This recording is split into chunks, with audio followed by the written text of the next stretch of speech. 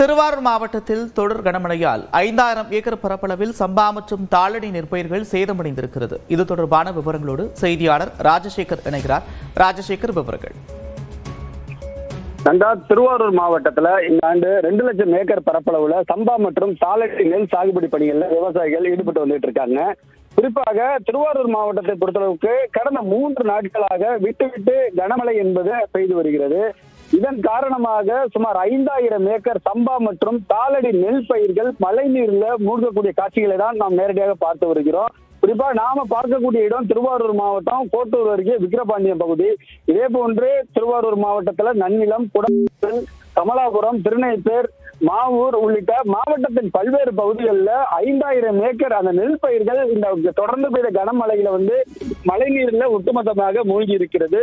இந்த மழை நீரை வடிய வைத்தால் மட்டுமே அந்த பயிர்களை காப்பாற்ற முடியும். மேலும் திருவாரூர் மாவட்டத்தில் இன்னும் 2 நாட்களுக்கு மழை இருப்பதாக வானிலை ஆய்வு மையம் தெரிவித்திருக்கிறது.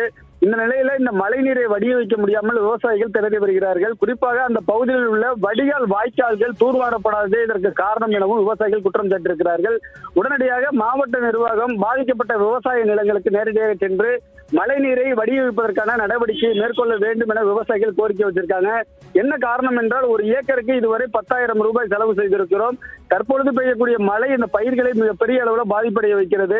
ஆகையால் செய்த செலவு பணத்தை கூட எடுக்க முடியாத ஒரு சூழல் உருவாகி இருக்கிறது. ஏற்கனவே அறுவடை நேரத்தில் பெய்த மழையின் காரணமாக நெல் பயிர்கள் பாதிக்கப்பட்டது. இதனால் ஒரு ஏக்கருக்கு 40,000 ரூபாய் நஷ்டமடைந்ததாக விவசாயிகள் தெரிவித்தார்கள். தற்போது பெய்யக்கூடிய மழை தற்பொழுது தாளடி மற்றும் சம்பா பயிர்களையும் பாதிக்கக்கூடிய ஒரு சூழல் உருவாகி இருப்பதால் மாவட்ட நிர்வாகம் உரிய நடவடிக்கை மேற்கொள்ள வேண்டும் என்ற கோரிக்கையை விவசாயிகள் வச்சிருக்காங்க.